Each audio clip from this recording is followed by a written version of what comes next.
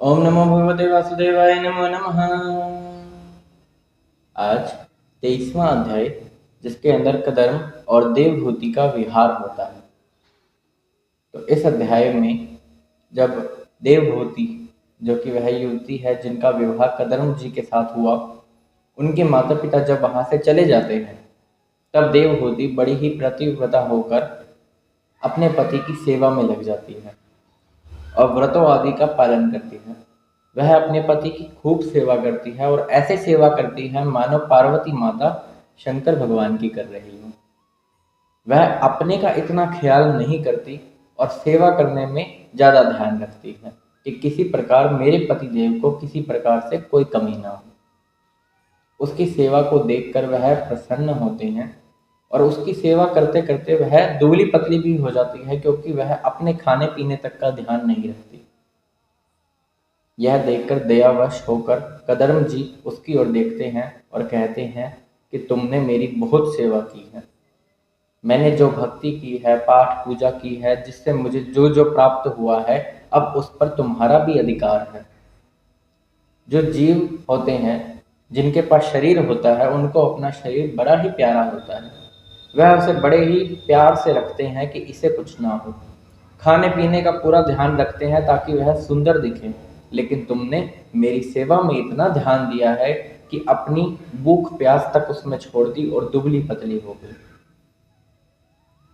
यह देखकर वह कहते हैं कि अब जो भी मेरे पास है, उन सब पर तुम्हारा भी अधिकार है और उन सबको देखने के लिए मैं तुम्हें दिव्य शक्ति प्रदान करता हूँ। यह सब देखकर देवहूति कि मेरे पति योग, माया और सब में सकशुल हैं, वह सब में निपुण है, उनके पास सब कुछ है। योग माया के जरिए उनके पास हर भोग को प्राप्त करने की सिद्धि है। तो यह देखकर वह भी बहुत प्रसन्न होती है और अपने पति के आगे अपनी इच्छा रखती है। वह कहती है कि आपने मेरे पिताजी के सामने कहा था कि जब तक मेरा गर्भस्थ नहीं हो जाता, यानी मेरी संतान उत्पन्न नहीं हो जाती, तब तक आप मेरे साथ हैं। उसके बाद आप संन्यास ले लेंगे। तो मुझे ऐसा लगता है कि संतान उत्पत्ति का समय आ चुका है। जो एक पत्नी होती है, उसके लिए सबसे बड़ी लाभ की, महान लाभ की बात यही है कि उसे अपने पति से एक श्रेष्ठ संतान प्राप्त हो। तो वह उसके बारे में अपने पति से कहती है और कहती है कि एक सुंदर भवन इसके लिए होना चाहिए, भोग सामग्री होनी चाहिए। तो अपनी पत्नी की इच्छा को देखते हुए वह अपनी योग के जरिए कदर्म जी एक बड़ा ही सुंदर विशाल विमान रचते हैं, जो कि बहुत ही सुंदर है और वह इच्छा अनुसार है कि उसे जहां ले जाना चाहो वहां लेके जा सकते हैं, अपनी ही इच्छा के अनुसार।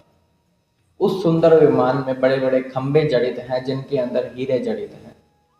जो किवाड़ हैं वो भी हीरे के हैं, जिसके अंदर लाल लाल रत्न भी जड़े हुए हैं। सुंदर सुंदर चौक बने हुए हैं, उसके अंदर बगीचे बने हुए हैं। एक के ऊपर एक कमरे हैं, जिनमें पलंग और शैया है।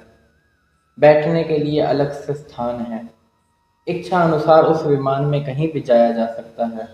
हर प्रकार की भोग को भोगने की जितनी भी चीजें होती हैं, वह सब उसके अंदर है। वह जो विमान है स्वयं श्री भगवान के द्वारा, श्री विष्णु भगवान के द्वारा रचित था, इसलिए उसके अंदर किसी प्रकार की कोई कमी थी ही नहीं। वह बड़ा ही सुंदर विमान था और उस विमान को देखकर एक बार तो देवभूति भी आश्चर्य हो जाती है, सरप्राइज हो जाती है। अब कदर्म जी कहते हैं कि तुम इस बिंदुसर में स्नान करो और स्नान के पश्चात इस विमान पर चढ़ जाओ। तो पति की आज्ञा का पालन करते हुए वह डुबकी लगाती है और अपने मन में देखती है कि वहां पर 1000 कन्याएं उनके सामने हैं, जो कि हाथ जोड़कर देवभूति से कह रही हैं कि हम आपकी दासियां हैं।